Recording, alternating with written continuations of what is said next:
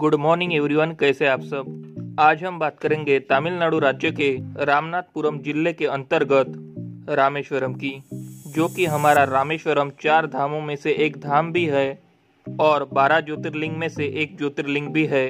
तो आज के वीडियो में हम जानेंगे कि हमको रामेश्वरम कैसे पहुंचना है, हमें रामेश्वरम पहुंचने के बाद कहां पे स्टे करना है, रामेश्वरम में हमको खाने पीने की कैसी व्यवस्था देखने को मिलेगी, उसके साथ साथ हम रामेश्वरम में कहां घूम सकते हैं, ऐसी कौन सी प्लेसेस है जहां पे हम विजिट कर सकते हैं।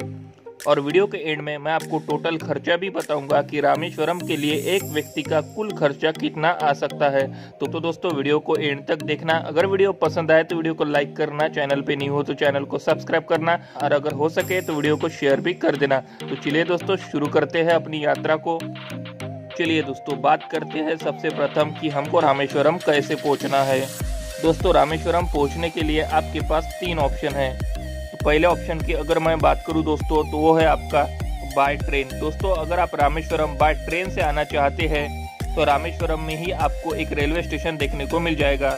तो अगर आपकी किसी भी शहर से अगर रामेश्वरम के लिए ट्रेन है तो आपका वेल एंड गुड, आप किसी भी बड़े शहर से रामेश्वरम के लिए डायरेक्ट ट्रेन के माध्यम से आ सकते हैं। अदरवाइज अगर आपको डायरेक्ट ट्रेन नहीं मिल रही है रामेश्वरम के लिए तो आप ब्रेक जर्नी भी कर सकते हैं। और अगर आप ब्रेक जर्नी कर रहे हैं तो आप आ सकते हैं मदुरई। दोस्तों मदुरई से जो रामेश्वरम की दूरी है वो 170 किलोमीटर आपको देखने को मिल जाएंगी। तो या तो आप मदुरई से रामेश्वरम बाय बस आइए या फिर आप ट्रेन के माध्यम से भी आ सकते हैं। लेकिन दोस्तों अगर आपके शहर से मदुरई के लिए भी डायरेक्ट ट्रेन नहीं मिलती तो मैं आपको ये रेकमेंड करूंगा कि आप चेन्नई एग्मोर जाइए और चेन्नई एग्मोर से आपको रामेश्वरम के लिए काफी सारी ट्रेन देखने को मिल जाएगी। चलिए दोस्तों दूसरे साधन की बात करते हैं, वो है आपका बाय रोड।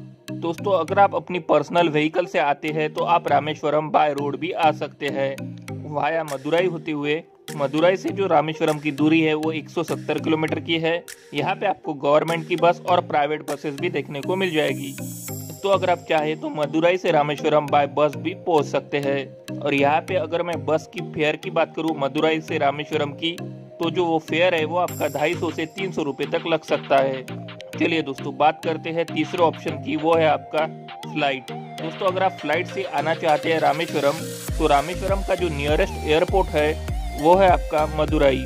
दोस्तों आप मदुरई आ जाइए और मदुरई से आप रामेश्वरम 170 किलोमीटर की दूरी बस से भी कवर कर सकते हैं या फिर प्राइवेट टैक्सी से भी कवर कर सकते हैं। लेकिन दोस्तों यहाँ पे मेरा रिकमेंडेशन ये रहेगा कि आप बाय ट्रेन ही ये दूरी कवर करें।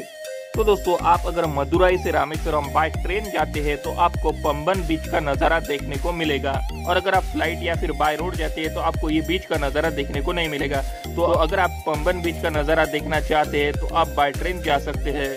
चलिए दोस्तों हम रामेश्वरम पहुंच चुके हैं। रामेश्वरम पहुंचने के बाद हमको दर्शन करना है, लेकिन यहाँ पे हम ये जानते हैं कि हमको दर्शन करने से पहले और क्या क्या चीजें हमको करनी पड़ेगी। दोस्तों मंदिर में दर्शन करने से पहले मंदिर परिसर से ही 100 मीटर की दूरी पे बना है एक अग्नि तीर्थ, वहाँ पे आप जाके स्नान कर सकते हैं। दोस्तों यहाँ पे जब श्री राम रावण का वध करके आए थे इसी अग्नि तीर्थ में आके वो स्नान किए थे और यहाँ की लहर आपको एकदम शांत देखने को मिल जाएगी। और क्योंकि प्रभु श्री राम का स्पर्श यहाँ पे हुआ था तो अग्नि तीर्थ पहुंचकर आप सबसे पहले स्नान वगैरह कर सकते हैं। उसके बाद आप मंदिर परिसर में दर्शन लेने के लिए जा सकते हैं। दोस्तों अग्नि तीर्थ में स्नान करने के बाद हम मंदिर परिसर पहुंच चुके हैं। मंदिर परिसर में आपको वहां पे दर्शन करने से पहले 22 कुंड में भी आपको स्नान करना है। दोस्तों मंदिर परिसर में यहाँ पे 22 कुंड का अलग अलग यहाँ पे तीर्थ का कुंड बना हुआ है।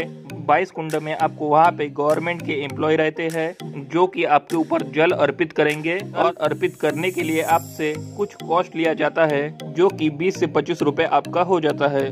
तो आप 20 से 25 रुपए उनको दे दीजिए और 22 कुंड में स्नान कर लीजिए और सारे 22 कुंडों में वो आपको स्नान करा देते हैं। दोस्तों पूरे 22 कुंडों को आपको स्नान करने के लिए हार्डली 30 से 40 मिनट लगेंगे। तो आप पूरे 22 कुंडों में स्नान करिए और स्नान करने के बाद आप वहाँ पे चेंजिंग रूम बना हुआ है तो वहाँ पे जाके आप अपने कपड़े वगैरह चेंज कर सकते हैं और आप मंदिर परिसर में दर्शन लेने जा सकते हैं। दोस्तों मंदिर परिसर में आपके 2 शिवलिंग है। पहला वो जो हनुमान जी ने कैलाश पर्वत से लाया हुआ था, दूसरा वो जो सीता माता द्वारा रेत से निर्मित की गई जो शिवलिंग थी। वहाँ पे आपको 2 शिवलिंग देखने को मिल जाएंगे। लेकिन पहले आपको हनुमान जी के लाए हुए शिवलिंग का दर्शन करना है। उसके बाद सीता माता द्वारा जो रेत से निर्मित किया गया शिवलिंग है उसके आपको वहाँ पे दर्शन करने हैं। तो आप ओम नमः शिवाय का जाप करके और भोलेनाथ के दर्शन लीजिए। दोस्तों, मंदिर परिसर में आप जब गुजरेंगे तो आपको काफी अच्छा नजारा देखने को मिलेगा। भारत का सबसे लार्जेस्ट कॉरिडोर रामेश्वरम के मंदिर में ही है। यहाँ की गलियारे, यहाँ की कॉरिडोर्स आपको काफी प्रेरित करेंगी और आपको काफी खूबसूरत लगेंगे और आपको नए पत्थर से बने हुए पिलर का एक नया दृश्य देखने को मिलेगा। दोस्तों, मंदिर परिसर में ही लगे हुए अनेक मंदिर है, जैसे कि अंबिका माता का मंदिर है, हनुमान जी का मंदिर है, पार्वती माता का मंदिर है। तो इन सारे मंदिर में जाके भी आप दर्शन ले सकते हैं। चलिए दोस्तों, हमारा दर्शन हो चुका है। अब हम बात करते हैं कि हमको वहाँ पे रुकना कहाँ है और रुकने की क्या व्यवस्था है। दोस्तों, यहाँ पे रुकने के लिए भी आपके पास 3 ऑप्शन है। पहला ऑप्शन तो है कि आप धर्मशाला ले सकते हैं और आपको रामेश्वरम में धर्मशाला को जो चार्ज है वो आपको 200 से 300 रुपए देखने को मिल जाएगा। दोस्तों, दूसरा ऑप्शन है कि रामेश्वरम मंदिर के ट्रस्ट के द्वारा भी वहाँ पे आपको रुकने की व्यवस्था देखने को मिल जाएंगी। वहाँ पे आपको रूम्स वगैरह देखने को मिल जाएंगे। तो आपको स्क्रीन पे जो वेबसाइट शो हो रही है, इस वेबसाइट पे जाके आप ऑनलाइन बुकिंग भी कर सकते हैं। और अगर आपको ऑनलाइन बुकिंग करनी है तो आप 3 से 4 दिन पहले ही इस वेबसाइट पे जाके बुकिंग करवा ले और आपको ये रूम ट्रस्ट की तरफ से जो है वो मिल जाएंगी। और इस रूम का जो टैरिफ है वो आपको 500 रुपए पर डे के हिसाब से देखने को मिल जाएगा। तो अगर आप रामेश्वरम ट्रस्ट के रूम में रुकना चाहते हैं तो आप वहाँ पे भी रुक सकते हैं। तीसरे ऑप्शन की अगर मैं बात करूँ दोस्तों, तो वो है आपके प्राइवेट होटल्स। दोस्तों, आपको रामेश्वरम में प्राइवेट होटल्स भी बहुत सारे देखने को मिल जाएंगे, जो कि आपको 500 से 1000 रुपए में देखने को मिल जाएंगे। तो आप अपने बजट के अनुसार वहाँ पे होटल्स ले सकते हैं और वहाँ पे आपको मीडियम रेंज में और हाई रेंज में भी काफी सारे होटल देखने को मिल जाएंगे। चलिए दोस्तों, इसी के साथ साथ बात कर लेते हैं कि हमको अब भोजन कहाँ करना है। दोस्तों, भोजन करने के लिए भी आपके पास 2 ऑप्शन है। पहले ऑप्शन की अगर मैं बात करूँ दोस्तों तो वो है मंदिर परिसर में मंदिर ट्रस्ट की तरफ से वहाँ पे मिलने वाला प्रसाद।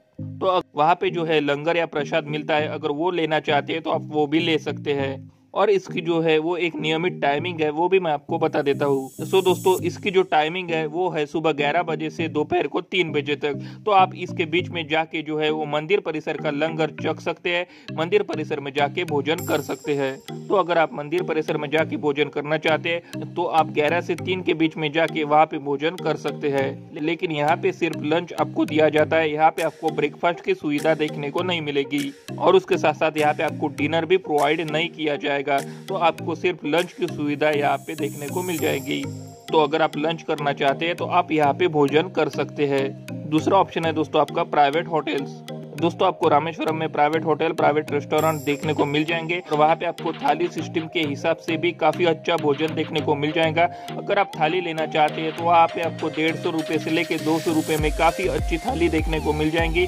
तो आप प्राइवेट होटल या फिर प्राइवेट रेस्टोरेंट में भी अपना ब्रेकफास्ट, लंच और डिनर कर सकते हैं। और आपको रामेश्वरम में खाने पीने के रेट जो है वो काफी कम देखने को मिल जाएंगे। और रामेश्वरम में आपको सुबह में ब्रेकफास्ट में साउथ इंडियन फूड देखने को मिल जाएगा। चलिए दोस्तों, अब बात करते हैं कि हमको रामेश्वरम जाने के लिए सबसे बेस्ट और सबसे अच्छा समय कौन सा रहेगा। दोस्तों, रामेश्वरम में अवॉइड कीजिए सबसे ज्यादा समर का समय। जैसा कि आपको पता है कि साउथ में गर्मी काफी ज्यादा होती है और अगर आप नॉर्थ साइड से आ रहे हो, फिर अगर आप मध्य भारत से आते हैं तो आपको वहाँ की गर्मी सहन नहीं हो पाएगी। तो इसीलिए आप समर में आना अवॉइड कीजिए। तो इसीलिए आपका जो बेस्ट समय है रामेश्वरम जाने का वो है विंटर का समय। तो अगर आप रामेश्वरम की ट्रिप करना चाहते हैं तो आप विंटर के समय में रामेश्वरम जा सकते हैं। और विंटर का समय कहने का मतलब ये है कि आप नवंबर से लेके फरवरी मार्च तक जो है वो रामेश्वरम विजिट कर सकते हैं। लेकिन आप समर को अवॉइड कीजिए, समर में आप बिल्कुल भी रामेश्वरम विजिट ना करें। और रही बात अगर मानसून की तो अगर आप चाहते हो तो मानसून में भी रामेश्वरम जा सकते हो। लेकिन मैं आपको ये सजेस्ट करूंगा कि मानसून में आप बाहर वाली जगहों पे नहीं घूम पाएंगे। तो आपके लिए बेस्ट समय जो है वो विंटर का ही है। तो आप विंटर में ही रामेश्वरम को विजिट करें। चलिए दोस्तों, अब बात करते हैं हम कि रामेश्वरम में कितने दिन का स्टे बनाए। रामेश्वरम में आप 2 दिन का स्टे बनाए। 2 दिन आपका रामेश्वरम घूमने के लिए सफिशिएंट है। कहाँ घूमना है तो अभी हम उसकी बात कर लेते हैं कि अब हमको रामेश्वरम कहाँ घूमना है। चलिए बात करते हैं सबसे पहले मंदिर की, जो है आपका पंचमुखी हनुमान मंदिर।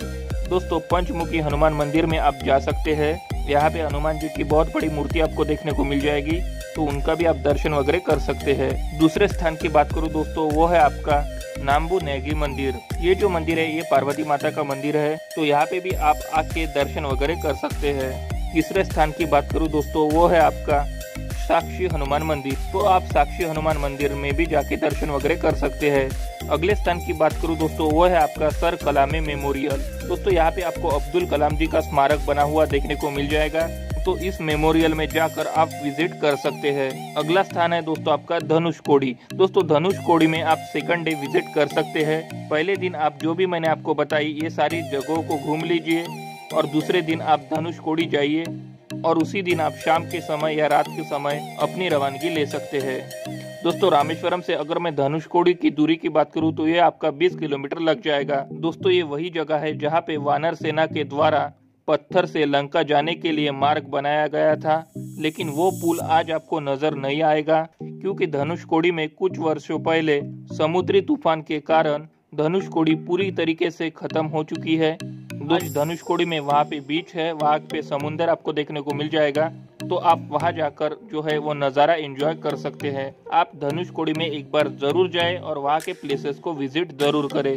चलिए दोस्तों बात करते हैं दोस्तों कि ये सारी जगह को घूमने के लिए हमारा साधन क्या होगा। दोस्तों आपके मंदिर परिसर से वहाँ पे आपके अग्नि तीर्थ के पास से आपको बहुत सारे बस मिल जाएंगे, ऑटो मिल जाएंगे, टैक्सी मिल जाएंगे, तो आप वो लेकर अपने सारे स्थान को घूम सकते हैं। अगर दोस्तों मैं यहाँ पे बात करूँ कि अगर आप ऑटो बुक करते हैं और आप ऑटो से इन सारी चीज़ों को कवर करना चाहते हैं, और आप ऑटो से अगर इन सारे स्थानों पे विजिट करना चाहते हैं, तो ऑटो वाला आपको 1000 से 1200 रुपये तक चार्ज करेगा, और ऑटो वाला इन सारे प्लेसेस को आपको विजिट करवा देगा। चलिए दोस्तों अब बात करते हैं कि हमको रामेश्वरम में घूमने के लिए कुल खर्चा कितना आएगा। दोस्तों इन खर्चे में मैं आपकी किसी भी ट्रेन टिकट, बस टिकट, फ्लाइट टिकट को इंक्लूड नहीं कर रहा हूँ। सिर्फ आपका जो रामेश्वरम में घूमने फिरने का, खाने पीने का और ट्रांसपोर्टेशन का जो कॉस्ट लगेगा उसको जोड़ रहा हूँ। सो दोस्तों आपका एक व्यक्ति का 1500 से 2000 रुपये में जो है वो पूरा रामेश्वरम कवर हो जाएगा, और 1500 से 2000 रुपये में आप पूरे रामेश्वरम को आराम से घूम लेंगे। और ये मैं आपको सिर्फ एक व्यक्ति का बता रहा हूँ। तो अगर आप 2-3 मेंबर हैं तो आप शेयरिंग करके भी अपना थोड़ा सा खर्चा बचा सकते हैं। तो दोस्तों ये था टोटल रामेश्वरम का संपूर्ण वर्णन। अगर आपका कोई क्वेश्चन है या फिर क्वेरी है तो आप हमें कमेंट करके पूछ सकते हैं। उसके साथ साथ अगर आप हमारे चैनल पे न्यू हो तो चैनल को सब्सक्राइब भी कर सकते हैं। वीडियो पसंद आया तो वीडियो को लाइक भी कर सकते हैं, और हो सके तो इस वीडियो को शेयर भी कर देना। तो दोस्तों मिलते हैं ऐसे ही किसी नेक्स्ट इंटरेस्टिंग वीडियो में, तब तक के लिए बाय।